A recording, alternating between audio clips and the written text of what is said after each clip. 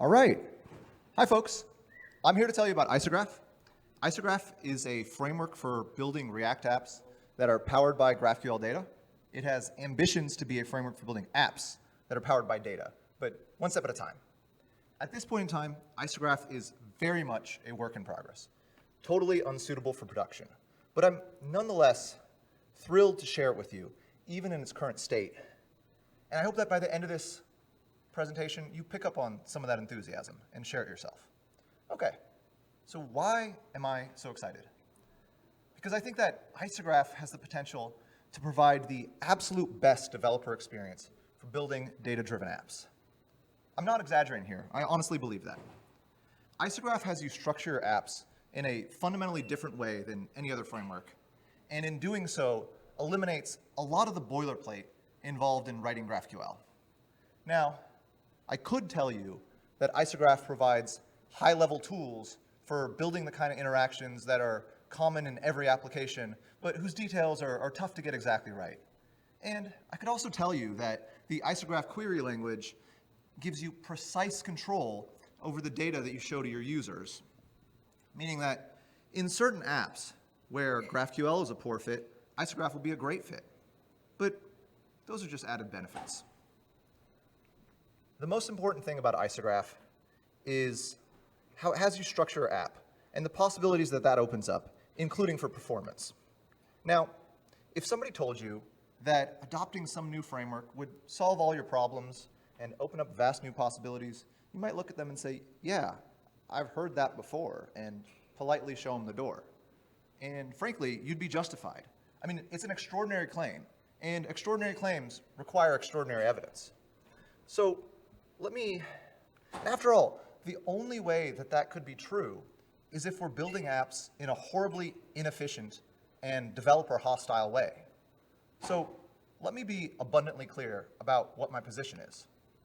Building robust and data-driven apps is too damn frustrating. Following best practices to build GraphQL apps involves keeping too many things in memory, wiring things up with boilerplate, making arbitrary decisions. There's just too many opportunities to get things slightly wrong. At its best, web development, it's a creative pursuit. We take a design, we divide it into components, we map out the states, and we turn Diet Coke into beautiful experiences. But wiring things up with boilerplate, that's not art. That's work for a compiler. Okay. So is web development truly that onerous? I mean, big claim requires big evidence. Let's ask the internet. Random guy on the internet, what do you say? GraphQL. It's called GraphQL. Only the developer experience was terrible. Okay. Is that not enough evidence? Well then, in that case, let's clinically dissect a common task. Splitting a data-driven React component into a parent component and a child component. Bear with me while I thoroughly document every little thing we have to do. Okay, so starting with the React side. We need to extract the child component into its own function and file. We need to pick a name for the file. We need to pick a name for the component. Okay, told you I was going to be extremely precise. In the parent component, we need to import the child JavaScript using that file and component name, and we need to render the child. Now, if we weren't using GraphQL, that's all we'd have to do. Honestly, it's not so bad. But we're using GraphQL, so we have a few extra steps that we need to take.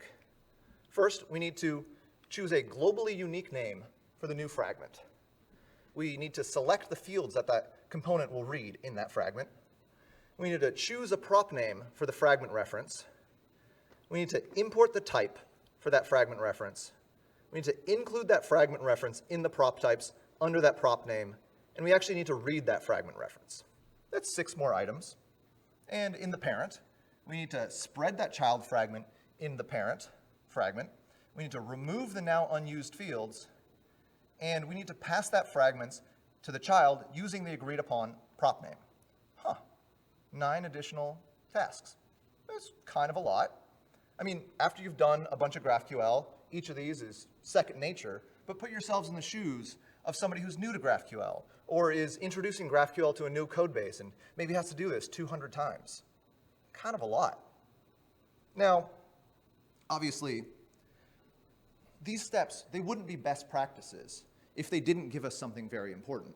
And they do. They give us data masking. Data masking means that only one function, the child component in this case, ever gets to see the actual graph data.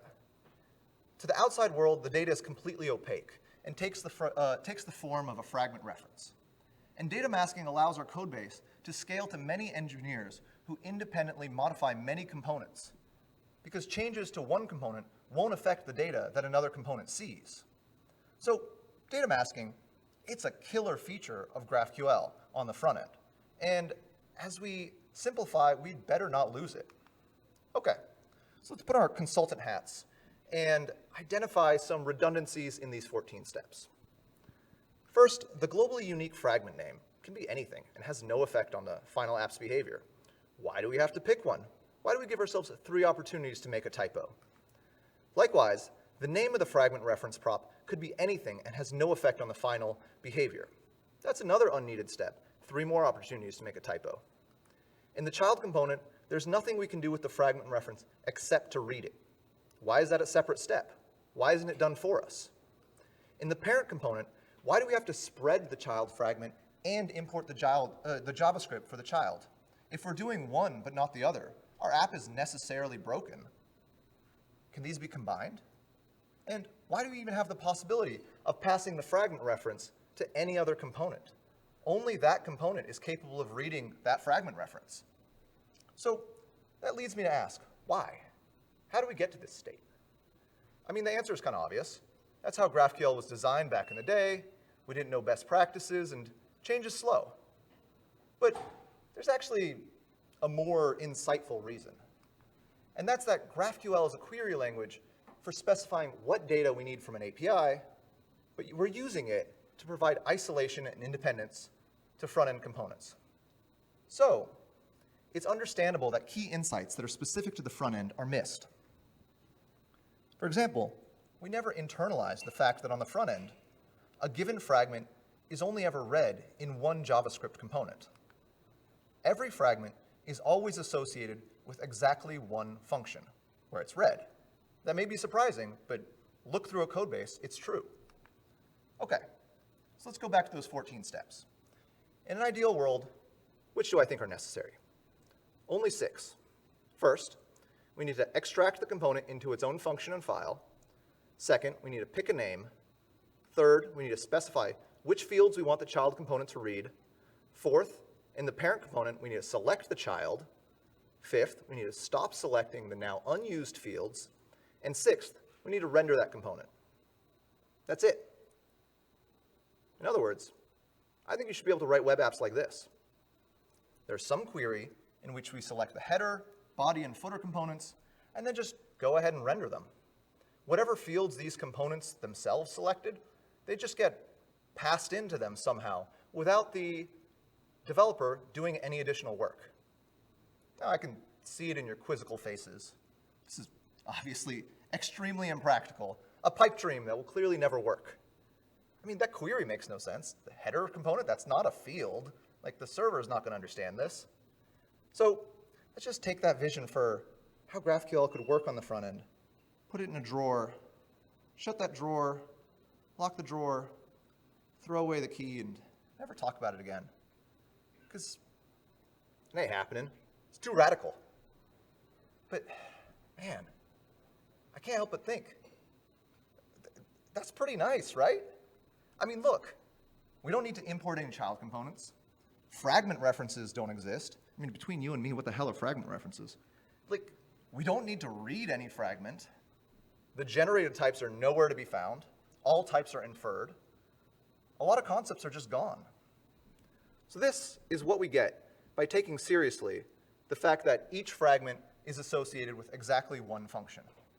In fact, I'm going to go out on a limb and say, for the front end, resolvers are GraphQL's missing primitive. Resolvers here is the term that I'm using to mean a function from some fragment data to an arbitrary value, which is made available as if it was a server field. So, like the header, body, and footer from the previous slide. Now, this isn't ideal terminology because in the GraphQL world, a resolver usually means something that runs on the server, but this is how it's used in Relay, so we'll stick with it. Okay, so from now on, we're going to talk about Isograph. And we're going to try to determine whether Isograph can actually achieve that vision. So the most important fact to know is that in Isograph, everything is a resolver. So let's look at an example resolver, the full name resolver. This is actual Isograph code. What we're doing here is defining a new field named full name on the user type. In order to calculate the full name, we know that we need the first and last name fields, and these data are then passed to that anonymous function. So whoever's reading full name receives the result of that function call. Now, since a resolver defines a field and itself selects many fields, it means that resolvers can rely upon other resolvers. In fact, if first name was a resolver, as long as the types lined up, if it returned a string, that would work just fine. So we can have many layers of resolvers before we eventually bottom out at server fields. Okay, so the value returned by a resolver, it's arbitrary. So can it be a React component? Can we make that work? The answer is yes, but React's reconciliation algorithm actually complicates the picture a bit.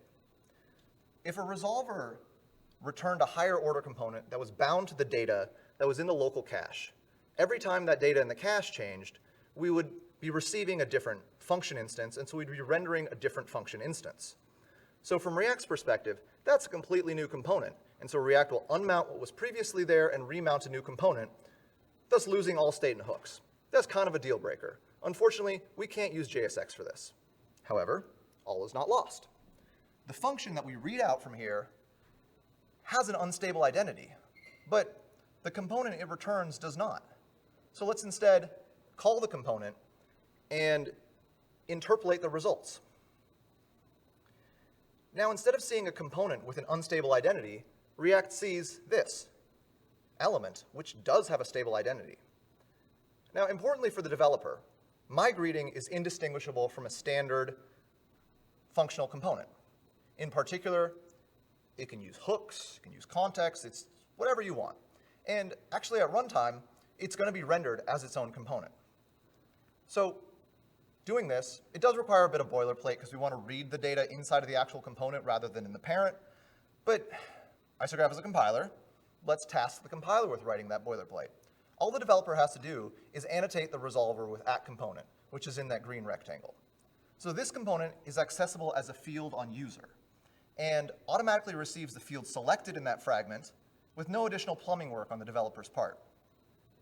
That's the developer experience I want to give you. That's what Isograph's all about.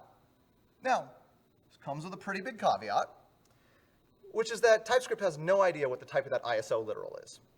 So we have to annotate it with some type parameters. I'll admit, that's a bit of a bummer. That looks a bit worse. But with custom AST transformers or with a wrapper around TypeScript, this is certainly fixable. It's just going to take effort. It's been fixed in Flow, but I think TypeScript, we haven't fixed it in TypeScript, but yeah.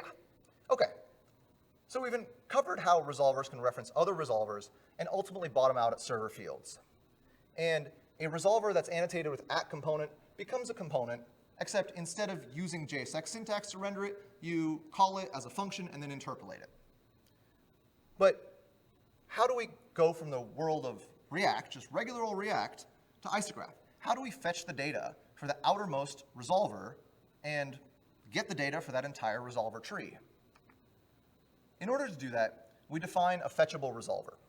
For each fetchable resolver, the Isograph compiler will generate a GraphQL query. The query contains all of the server fields that are accessible from this resolver, either directly or indirectly. But of course, it's not going to contain any resolvers, because that's a front-end only concept. The server has no idea what they are. So in order to do this, the resolver needs to be annotated with @fetchable.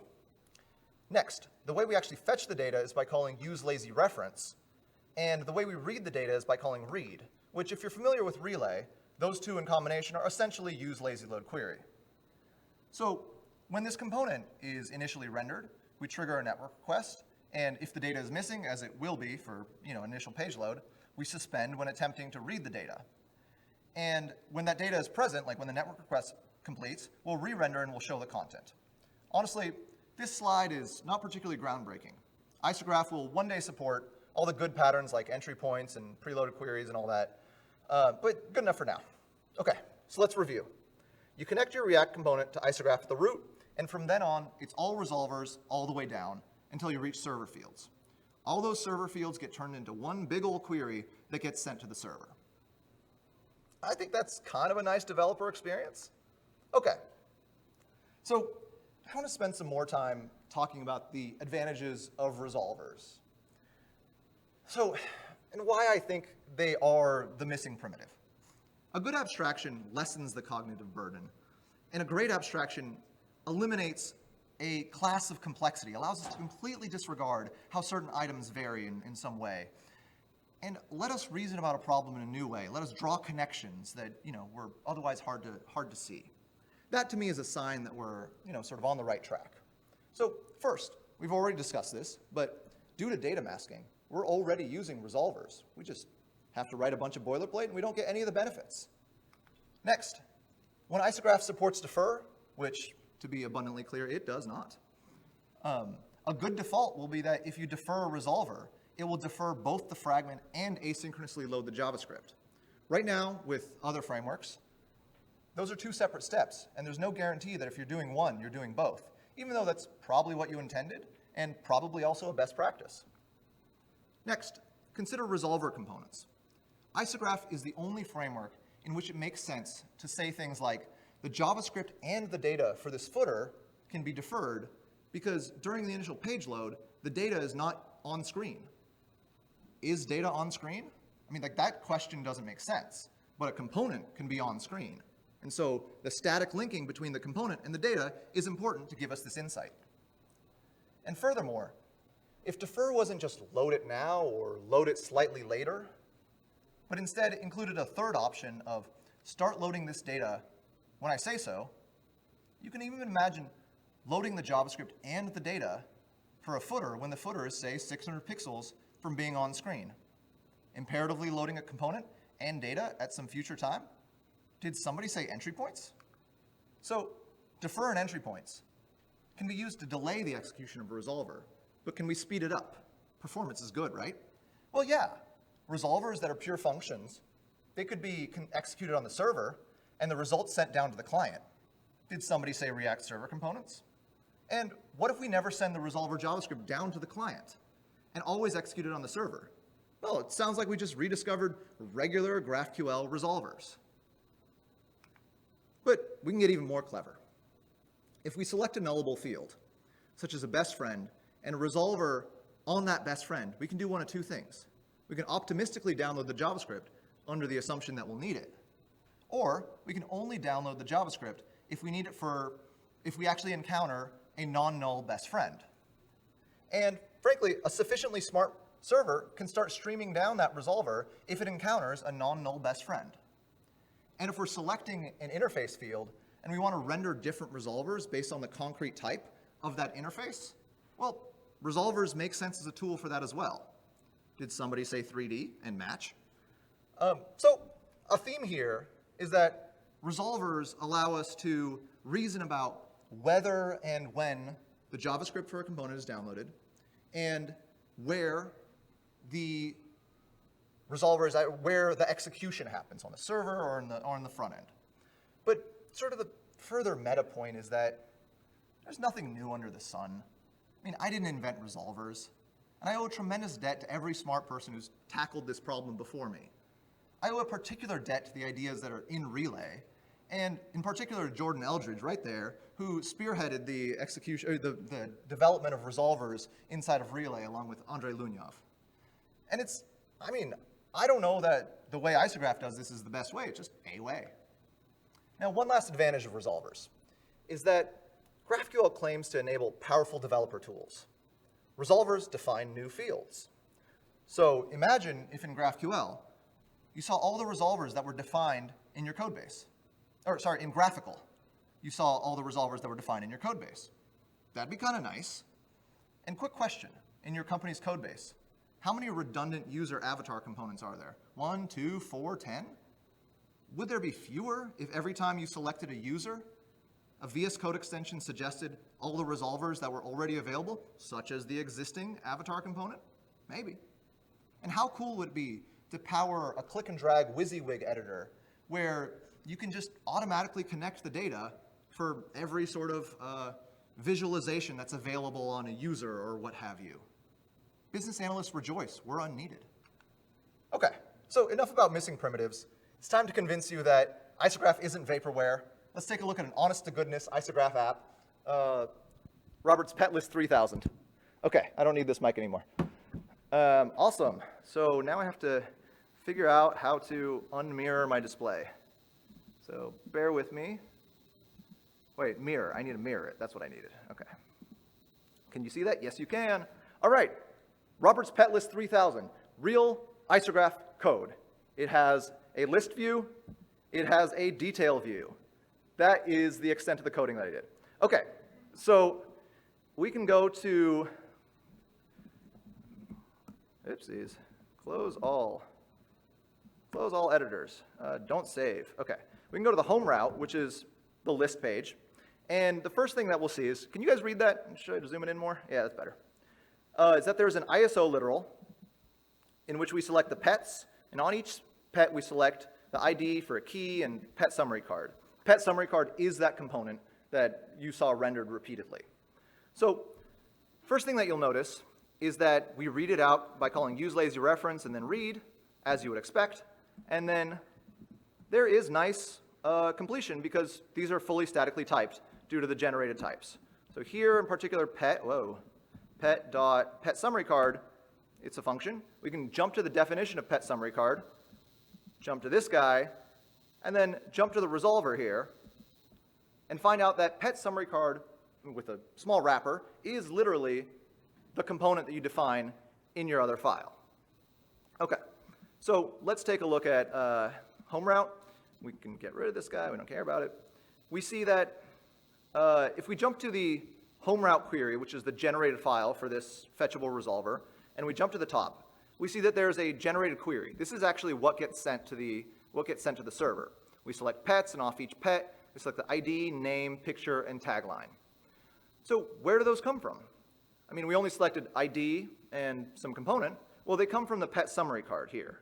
So here, if we select, I think it's favorite phrase, I actually really don't remember what the field is called, and we rerun the Isograph compiler, then we take a look at the generated file. Now we see that favorite phrase shows up in the generated query. Okay, so now let's take a look at the actual component, the actual app. Okay, so if we go into the component view of React DevTools and search for @component, you find pet summary card. So it is actually a component sort of in real life. And next, let's take a look at the network tab and add some delay, 1.5 seconds. So the first thing you'll notice is that we have fetched Michaela's name. And if we click on the detail view of this pet, we see that her name shows up top, and everything else, it's suspended and then eventually loads. So suspense works as you would expect. Okay, so let's turn off the delay because it's just going to be frustrating for us from now on, and take a look at this. So this view lets us change Michaela's best friend. She is currently best friends with Mimi. They had a fight. Now she is best friends with Henry. Okay, let's see how that is implemented. Inside of the best friend selector, which is the drop-down component, we have an ISO literal in which we select this set pet best friend field. Let's take a look at the schema. Set pet best friend. It actually only shows up as a top-level mutation field. So what the hell is going on? Here we're on pet, and that's on mutation. So what the Isograph compiler does is it finds mutation fields that only return one type and assumes that that mutation modifies that type. Now, obviously, this has to be configurable. It's just like it's set up in this way for this demo. But the point is, we get this magical __ set pet best friend field that executes that mutation. Okay, so we call it as a function here. We pass some additional parameters, which are, sort of the mutation parameters.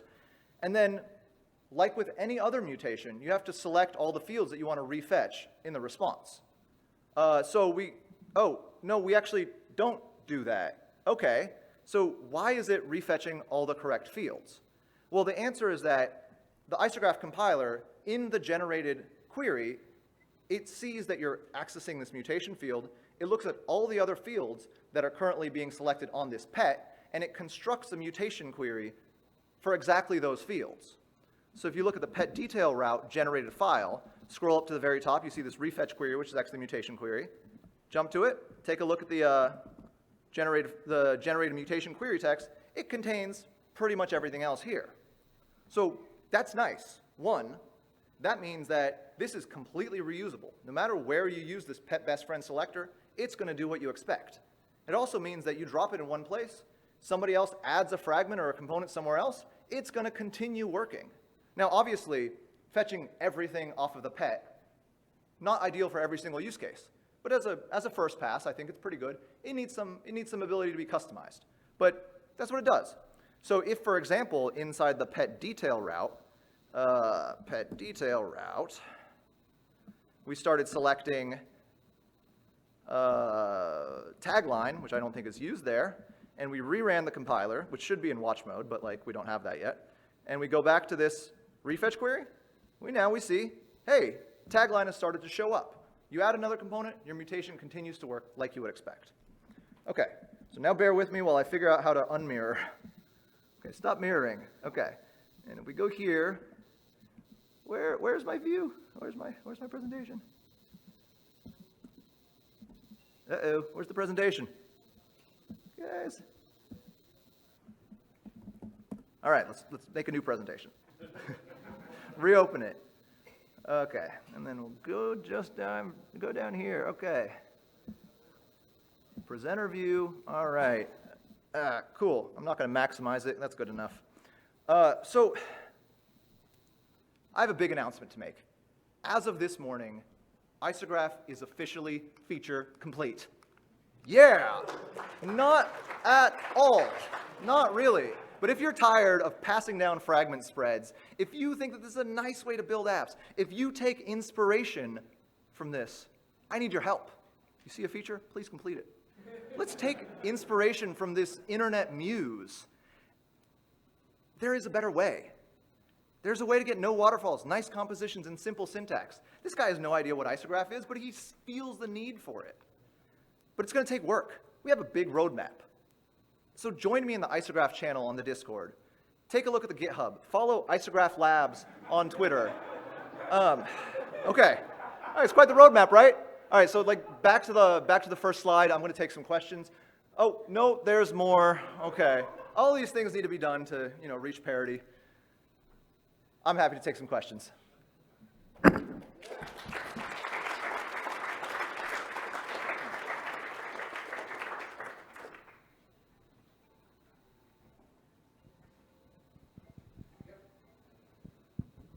Thank you.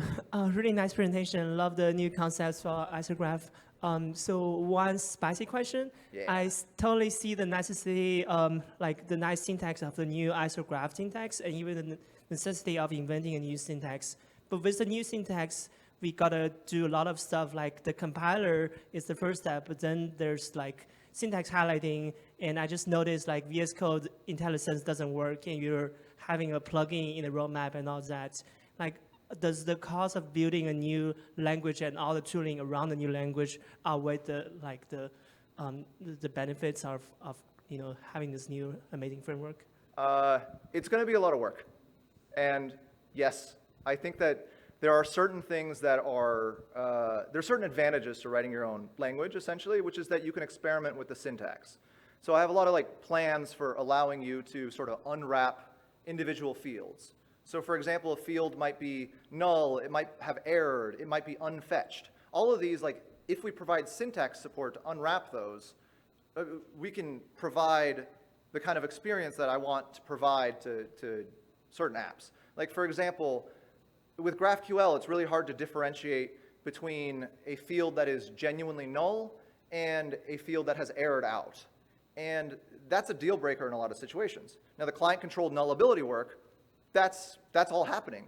But I can do that in a week instead of getting other people to sign up for that. So that's kind of the trade-off. I think it's going to be a lot of work, and I think it's going to take a lot of people, like you, to help. Thank you so much for the answer. So on top of it, like I have a question about if someone already has GraphQL or even relay fragments-based components, is there a migration path from relay fragments to Isograph? Is there like a code migration to something, you know, or do they have to rewrite everything in a new language with a new framework? You shouldn't use Isograph for anything in production right now. So I think that is putting the cart before the horse. However, it does seem like something I should do. Like that actually seems like a good idea, and thank you for that. All right, thank you. The roadmap gets longer. Thank you. Quick question. So you define these resolvers, right, in the front end. But they never compiled or sent to the server. So that means you don't have to care about collisions between like resolvers that do not exist. But what happens when you define something that is now on the server and now you define a fragment which has the same name? For example, the full name stuff, right? Yeah. It's likely that some backend developer that doesn't know the front end adds these fields because another client has the same requirement, right? Yes. That would be a compilation error right now. And I think that, I mean, things that I have considered, like I want to add like the ability to group fields and arbitrary names under arbitrary names because of the unwrapping, like you want to catch it at some fake object, essentially. I'm thinking that maybe it'd be a good idea to use some sort of like special syntax, like an @ before it or something like that, or a hash or whatever, to distinguish between the two. I don't have a good answer for that, and I would love to hear your thoughts on it, on what the best path forward is. So. This was super cool. So a lot of the optimizations you were talking about kind of require Isograph to live in that world where it's kind of a client, kind of a bundler to do a lot of that asset stuff. Where do you sort of see that as the future of Isograph, or you think you're going to sort of try to stay in the client world? Like, how do you sort of see that project growing? In a world in which I had a bunch of people and could actually develop all of the features, sure. Yes, I think it does. Like, a natural place for it to live is sort of like on that like bundler space. In particular, it would be really nice to get analytics to say like, hey, this footer is never on screen, but like not just know that because you know that, but know that because you have analytics. And therefore suggest to users like, maybe you want to defer this, or maybe you want to split the bundle here, like because the best friend field is null 99% of the time, or something like that. Like I think that it does naturally want to live at sort of the module splitting, bundle splitting space. Cool. Oh, I'm just going to leave that there. All right, hi. Thanks for the presentation. I'm wondering how tightly coupled maybe the ISO DSL is to either React or JavaScript in general, or if you see a path toward abstracting that to other platforms and languages, SwiftUI, Jetpack Compose, things like that. Yeah, it's not tightly coupled to React. The @component thing, it's a very small transformation that basically just says like, actually read this field inside of the component because we want the component to suspend and not the parent to suspend if a child has missing data. So it should be really easy to use Isograph in Vue or Svelte or whatever. I mean, I don't know enough about those in particular to actually say that, but like it should be easy to use it in other frameworks. JavaScript, I mean, it is also not extremely tied to GraphQL in that it could conceivably compile to something else. And I've tried to build the compiler in such a way that there's like a bit of a distinction between the two, but like in the interest of time, like they are very much actually intertwined. JavaScript, I don't know the answer to that one. So I think it's not that intertwined because like the generated files, the runtime is pretty small. The generated files are basically JSON objects and strings and stuff like that, and like connections to your exported function. That all seems doable in most other languages. So, yeah.